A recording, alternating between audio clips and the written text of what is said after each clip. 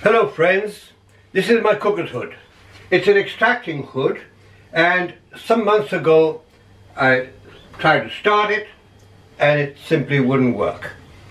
I started, the motor doesn't work, the fan doesn't run, the lights are working but the motor is dead. For that reason I took apart the motor to see if it was fixable or if there was just a loose wire or something.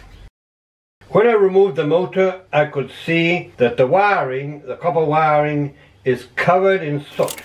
And after I started the motor, it warms up without turning. Something that shows that clearly it receives electricity, but it has a short circuit. It's clear that this hood is ready to be thrown away. And now we're going to install a new one.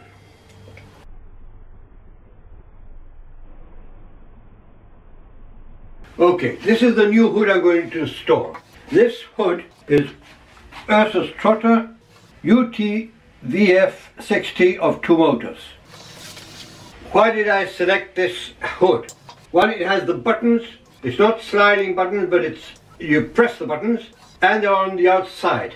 Some bring the buttons here and these buttons get full of grease and really it's disgusting. The other reason, it has 2 motors. That means it has an extraction rate of about 430 cubic meters per hour. And that is very much for a small kitchen. You have to have very good ventilation in a kitchen, and you can't put this extractor, this hood, anywhere. If you don't have good ventilation in your kitchen, you will have to open windows, doors, etc. But if not, the pressure inside the kitchen falls too much, and that affects the burning of the cooker. The air in the kitchen will get is bad for your health. The other reason is that with the other hood had the problem that the grease filter was much too big and it wouldn't fit in my dishwasher and it was very difficult to clean. With this other hood, we take off these small little filters and they fit perfectly inside the dishwasher. Very easy there to clean, leave in hot water and so on. To install a hood, the first thing we have to do is measure the distances and where we're going to put the screws in to hold it up.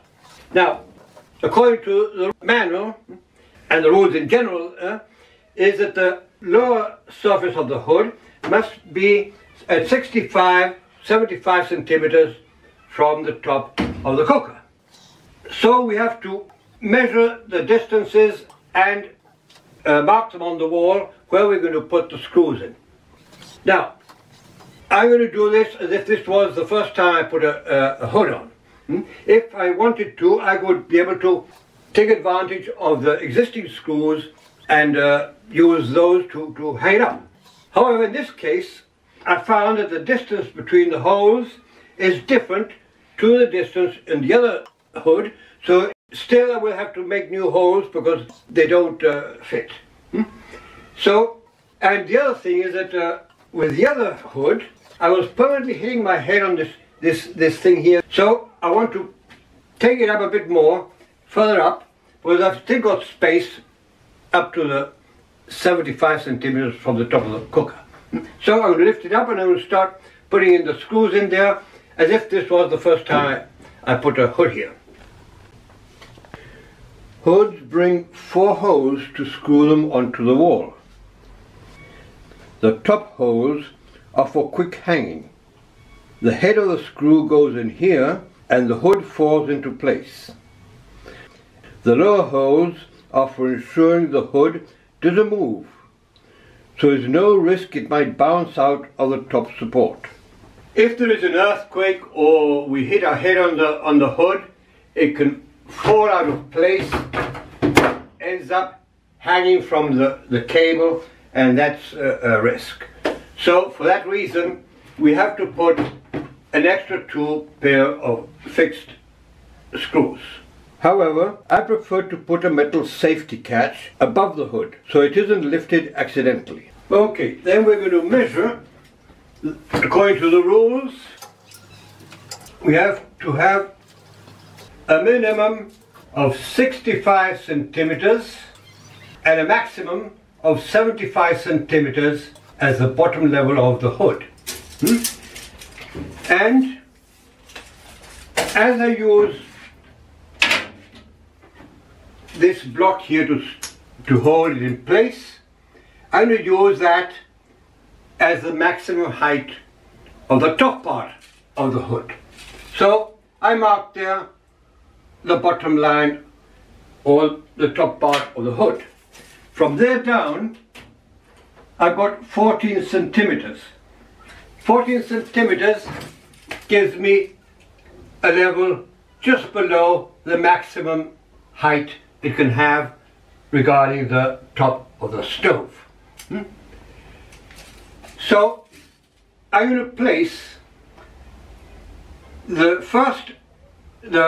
screws, I'm going to place them below that point according to this distance. 2 centimeters. 2 centimeters from the top or 2 centimeters from the bottom of this, of my block. That's where I'm going to have the S level of my screws.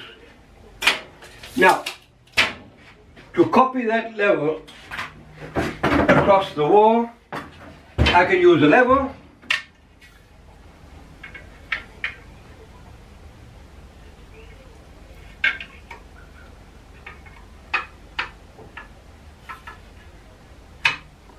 and I mark on both sides that level 2 centimeters from the top.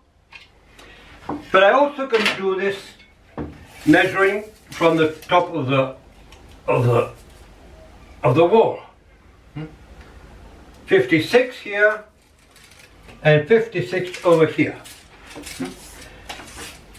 Now I have to place the screws in the proper place, and that means you need to know what distance the screw has from the wall. Here it is 3 centimeters. So I have a minimum of 3 centimeters from the wall, but there should be a small space between the wall and the hood. So I'm going to give it 4 centimeters. Okay? So I mark there 4 centimeters from the wall for the first screw, and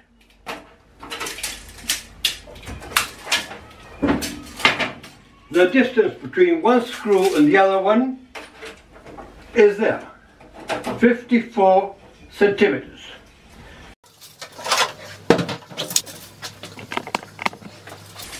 So I mark the distance between the first screw and the other screw as 54 centimeters.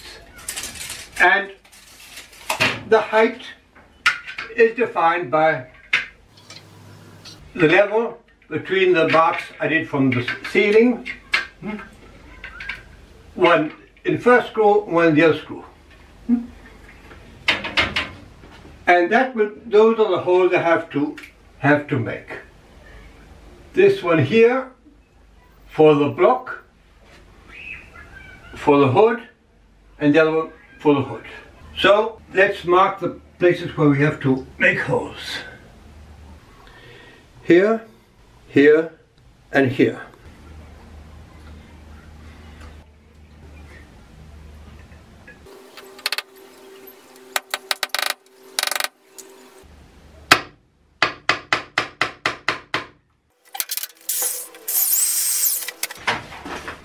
This is a special bit for ceramics.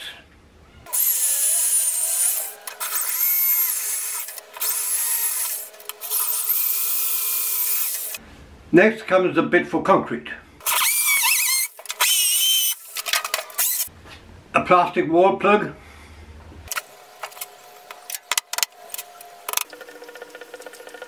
We have to screw it in to leave the minimum space there so it doesn't play around too much.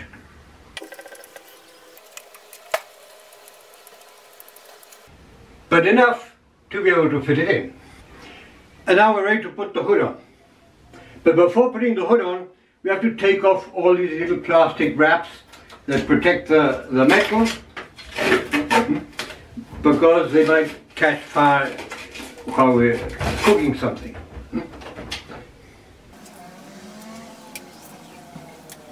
Now, before storing it, we have to verify that it comes preset from the manufacturer in the position through a duct and not recirculating.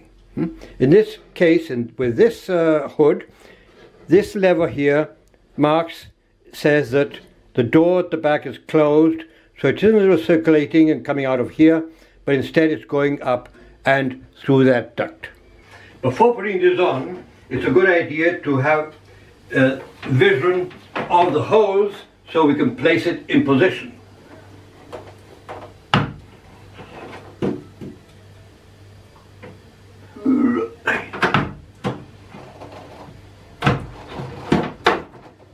There we are.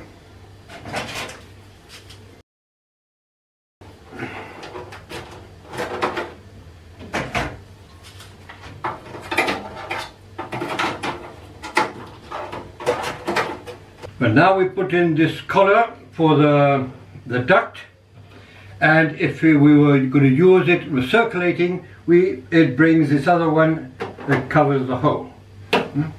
And this collar comes with a filter for avoiding the wind returning into the hood. There we are.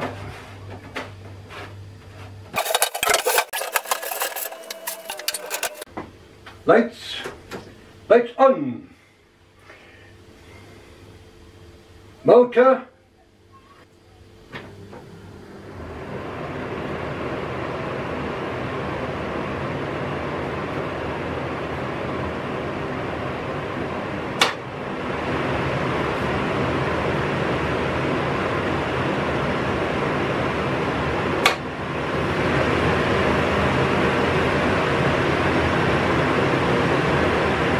There you can see the effect of the wind at maximum rate. And there we are. I hope you liked this video, and if you did, please remember, give it a thumbs up, share, subscribe, and thanks for watching. Bye bye.